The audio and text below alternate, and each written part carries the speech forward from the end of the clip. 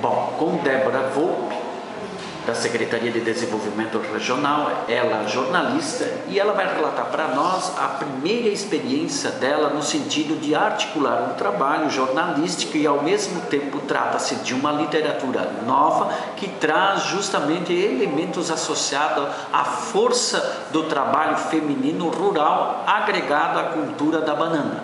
Débora, conta para nós essa experiência. Bom, foi uma experiência muito diferente até para mim, que estou acostumada com reportagem diária, com aquela coisa do dia a dia, e aqui a gente usou um pouquinho mais da literatura. Mas o que tem de mais rico nesse trabalho realmente são as histórias dessas mulheres. O que a gente tentou buscar foi resgatar mesmo essa história, como elas conheceram a fibra, onde elas estão aplicando a fibra, o que mudou na vida delas, o que mudou na renda delas, até na renda familiar. E foi isso que a gente buscou retratar nesse livro, a história dessas mulheres de fibra, que a gente até brincou com isso no livro, né? A gente chama elas de mulheres de fibra, porque são mulheres que estavam acostumadas com um trabalho pesado, no campo, donas de casa, e com essa oportunidade de trabalhar com a fibra, elas conseguiram colocar em prática a criatividade delas, a imaginação, conseguiram fazer produtos lindos de fibra, né? Coisas que elas nunca tinham imaginado fazer. Isso nos relatos dela aparece muito, que elas comentavam assim: nossa, uma coisa que iria para o lixo, eu estou aproveitando e fazendo um produto bonito, um produto de decoração, um produto que pode ser vendido no mercado com valor agregado. Então a gente quis mesmo a linguagem bem simples, uma linguagem que uma agricultora consiga entender, consiga ler e consiga se ver, consiga ver a história dela através do nosso texto. Essa foi a intenção. Certo, muito bem. Como é que você dinamizou isso para chegar e tabular que é o livro? Claro que a gente não conseguiu entrevistar e conversar com todo mundo que estava envolvido de alguma maneira no projeto da fibra, porque foram muitas entidades, muitas agricultoras e muitas pessoas envolvidas. Mas a gente procurou, principalmente as mulheres que participam dos núcleos de secagem, né, da fibra, dos núcleos de extração e secagem, e a gente agendou com elas entrevistas. A gente foi até onde elas moravam, até onde o local de trabalho delas, e foram entrevistas mesmo gravadas, e depois as entrevistas foram decupadas e transformadas em narrativas, na verdade, né? Narrativas assim, a gente até tentou ser bem objetivo, mas narrativas que contemplassem, como eu já falei, a história delas e a história de como elas encontraram a fibra e como elas trabalham com a fibra hoje, né? Certo. Muito interessante, né? Porque vocês trabalharam justamente que é um segmento que não tem luz na sociedade, né? Como é que é trabalhar um segmento da mulher lavradora que está lá no interior e que não é foco da mídia?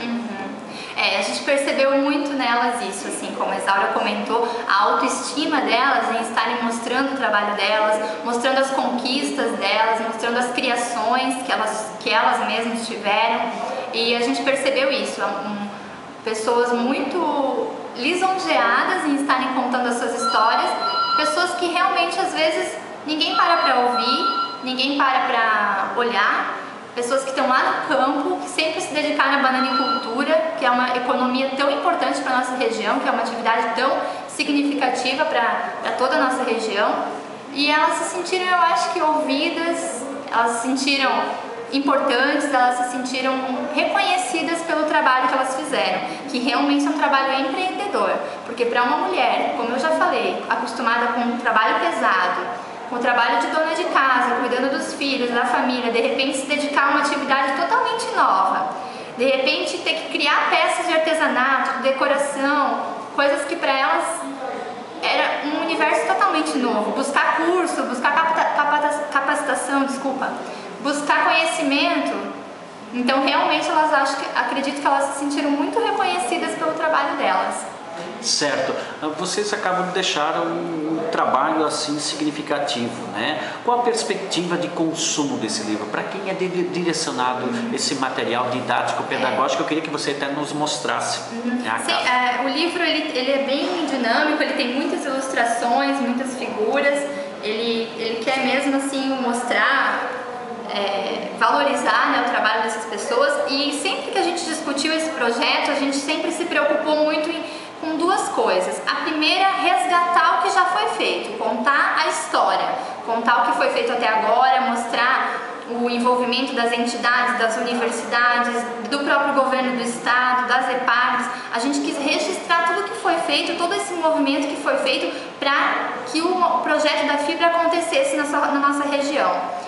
E a segunda coisa é deixar, talvez assim, até no ar essas perspectivas, deixar aberta alguma porta, possibilidades para esse projeto, ou seja, não deixar que ele morra. Fazer com que o nosso objetivo sempre foi quem pegasse esse livro e já trabalhou com a fibra se sentir reconhecido, se sentir valorizado. E quem não conhece, ao entrar em contato com esse material, ficar pelo menos com vontade, digamos assim, de ter algum produto de fibra dentro da sua casa. Ou quem sabe ver na fibra uma possibilidade de mercado, uma possibilidade de negócio, ou nem que seja, como eu falei, uma oportunidade de ter algum produto em casa, nem que seja para tu, assim, como um souvenir. Eu acredito que a fibra ela pode ser uma identidade da nossa região. Os turistas que vêm aqui da nossa região, eles levam o quê? Eles sabem que aqui tem motor, que aqui tem parapente, mas o que eles levam de lembrança daqui de Jaraguá do Sul? Por que não levar um produto feito de fibra, já que a região tem tanta banana, tantos bananicultores? Por que a fibra não pode ser o ícone da nossa região? E caminhos como esse, sugestões como essas, são as que aparecem nas entrelinhas desse livro. Certo. Quem é Débora Volpe? Eu sou jornalista, natural de Jaraguá do Sul, me formei pela Univale. Eu atuo como repórter no jornal Correio do Povo e desde 2008 exerço a função também de assessora de comunicação aqui da SDR. Certo. Você nasceu aonde? Eu nasci aqui em Jaraguá do Sul mesmo. Isso o nome dos pais? André Moacir Volpe e Nelde Maria Volpe. Muito bem. Como é que nasceu o jornalismo na sua vida? Eu sempre fui apaixonada pela escrita, sempre gostei muito de escrever, sempre gostei muito também de ler, de histórias e nunca me imaginei fazendo outra coisa que não fosse o jornalismo. Acho que contar a história das pessoas, conhecer as histórias das pessoas, o que elas têm para nos ensinar e principalmente no jornalismo essa oportunidade de a gente conviver cada dia com uma pessoa diferente, conhecer pessoas de diversas ideias, opiniões, enfim. Eu não me imagino fazendo outra coisa que não seja o jornalismo. E qual foi a instituição escolar que dinamizou isso na sua vida, facilitou? A escola. Aonde Isso, você começou. Eu estudei em escola pública até a 8ª série, no Colégio Valdete Inês Piazeiras Indras, no centro de Jaraguá do Sul. Depois, no 2º grau, no ensino médio, eu cursei no Colégio Divina Providência, que hoje é o Bom Jesus. E a minha formação universitária, então, eu fui buscar fora de Jaraguá, para a gente não ter o curso, na Univale, lá em Itajaí. E a professora primária que teve o carinho de alfabetizá-la, lembra, recorda? A minha primeira professora, eu tive o prazer de encontrar com ela aqui na própria SDR, porque ela é professora e até hoje atua no estado, é a Ivonete Machado. Mas foi uma professora que tu deve até conhecer, uma historiadora, foi a Iracema. Eu não lembro agora o sobrenome dela, isso mesmo. Professora Iracema, eu tive aula com ela boa parte do meu ensino fundamental e ela sempre instigou a gente muito, ela sempre mostrou uma visão crítica, ela sempre mostrou a história de uma maneira crítica, sempre nos questionou muito.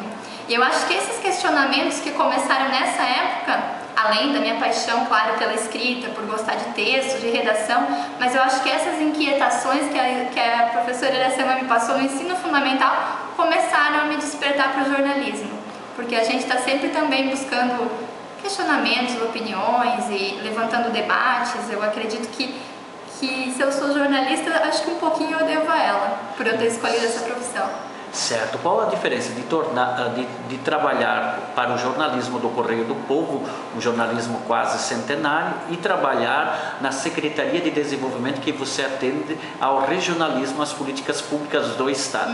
Eu costumo dizer que é como você ir para o outro lado do balcão. Ali no jornalismo diário, que a gente chama de hard news, né, que é aquela coisa, o factual, o que está acontecendo, o momentâneo, você está sempre sob pressão, sempre correndo contra o tempo, sempre buscando a informação, dar primeiro a informação de qualidade também para o teu leitor. E aqui na SDR, pelo contrário, aqui você é o canal de comunicação. Eu, como assessora de comunicação da SDR, eu que sou responsável para distribuir para toda a imprensa os releases, os textos sobre o que acontece na SDR, abastecer o site, ou seja, divulgar as ações do governo do estado para a imprensa e, consequentemente, para a comunidade, também mesmo ir para o outro lado do balcão. Mas são experiências muito ricas. Aqui na SDR você tem contato com muita gente, você conhece um pouco da máquina pública, de como funciona, o trâmite dos processos, tudo. Você conhece um universo muito grande, assim. E apesar de serem experiências bem diferentes, eu acho que para um jornalista, o jornalista que quer ser assessor de imprensa, ele tem que conhecer o outro lado.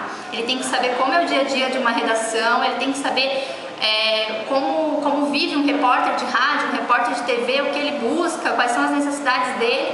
E eu acho que o contrário também, para tu ser um bom repórter é bom tu conhecer um pouquinho de como funciona a máquina pública, o governo do estado, o fluxo das informações, os interesses que tem por trás de todas as informações. Então eu acho que uma função complementa a outra e nenhuma é mais jornalista que a outra. Acho que nas duas a gente é muito jornalista.